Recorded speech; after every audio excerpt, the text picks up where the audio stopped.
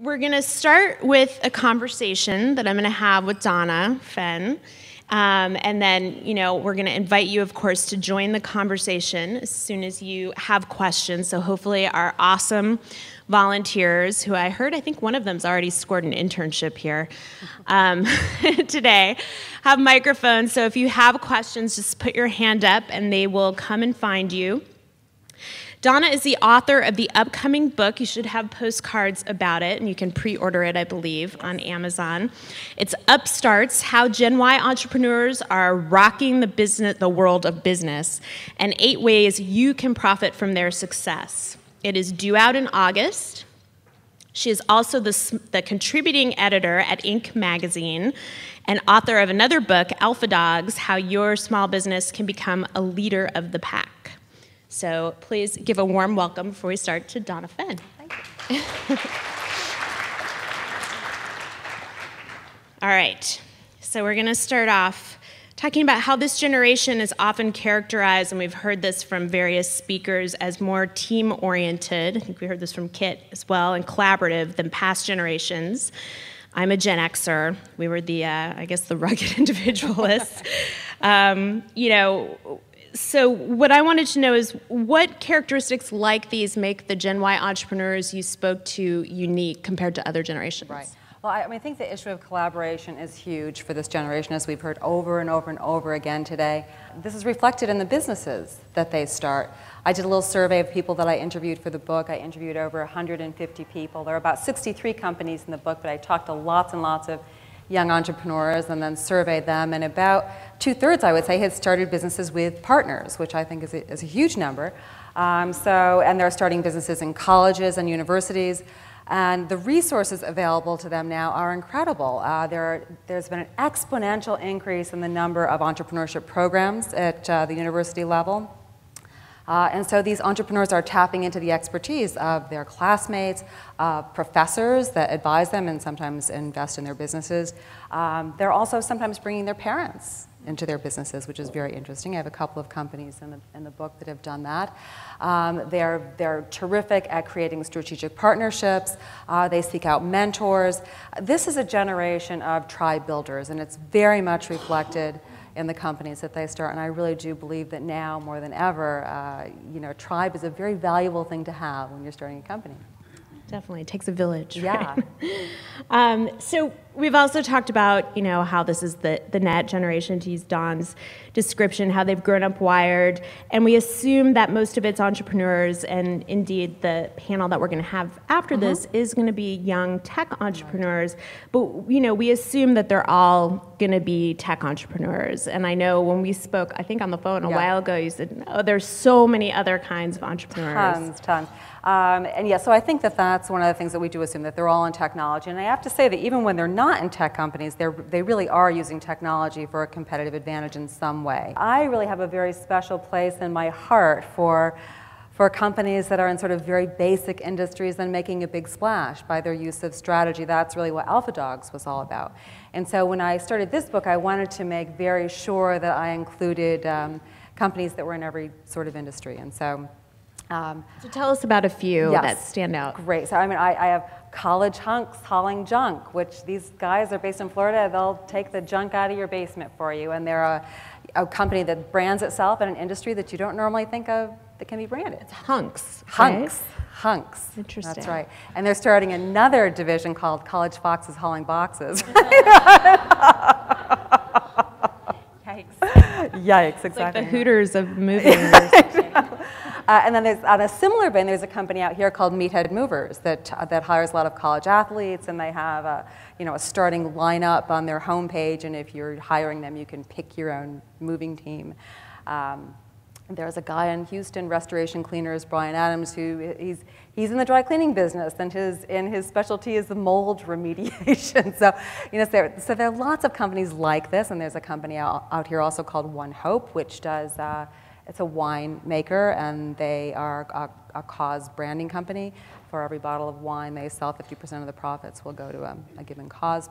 There's Happy Baby Food, which sells frozen or makes frozen organic baby meals. feed granola maker. So tons of companies in all sorts of different industries. Are you seeing, I'm going off script a little That's bit, okay. but a little follow-up on that, because we have heard, and even from Paul's research that he presented, you know, how much more socially aware and socially conscious this generation is. So I'm wondering how that's playing out. Yeah. I mean, you mentioned the winemaker, but even the dry cleaner or other businesses, are you seeing the founders, the entrepreneurs wanting to bake that into their... Yes, absolutely, and that's a whole chapter, which we can talk about later, but also in the same survey, I asked people, would you describe your company as having a social mission? And 70% said yes. So one of the things that I find with this generation of entrepreneurs is that they're very concerned about having a social impact right out of the gate.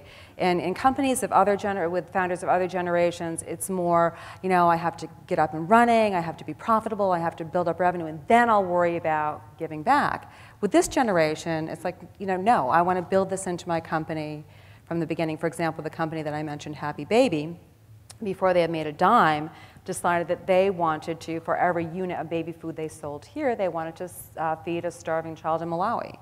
And they continue to do that. That made a huge impact before their company, you know, is of scale significantly. Okay, so the title line of your book offers 8 ways businesses can profit from these Gen Y entrepreneurs' success. So I'm hoping you can sort of, you know, share these 8 ways with our audience. If I can remember them all, okay. They won't count. Absolutely.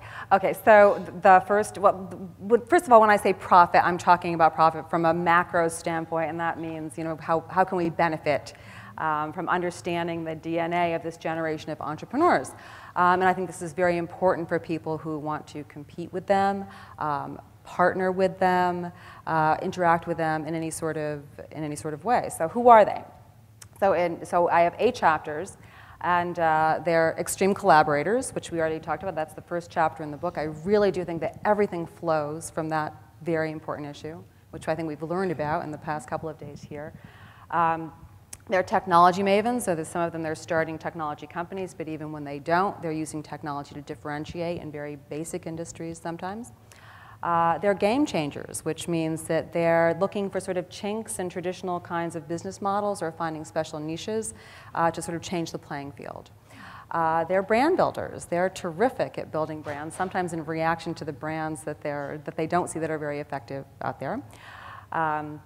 They are market insiders, and by that I mean that they have sort of the inside track to this very large and affluent and smart generation, Gen Y. So they've got an advantage there. They are social capitalists, which we've just talked about. They like to have a social mission from the outset. They are workplace renegades, which means that they're creating the workplace of the future. They're the first generation, really, that expects work to be fun and meaningful. Well, you know, bravo for that, right? And lastly, they're what I call morph masters, which means they're very agile. If there's a change in the marketplace, they will change very quickly. They react very quickly.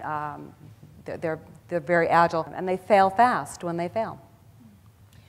When you talked about them being brand builders, I'm going off script again. That's okay. How important, you know, we talk a lot about, and I think at one point in the conference, the question came up over, you know, whether, yes, they sort of go along with the group, all their friends are on Facebook, so they're there, but they're also paying attention to their personal brand on Facebook. How important is the personal brand of the founders of these companies? Like, do you see them both running their companies and sort of, you know, building themselves up either with blogs or Twitter? Yeah, you know, I think you see some rock star Gen Y founders of companies doing that. But I honestly think for the most part, the people that are in my book are really concerned about the company, the business. Yeah, it's very much I want to build something of value.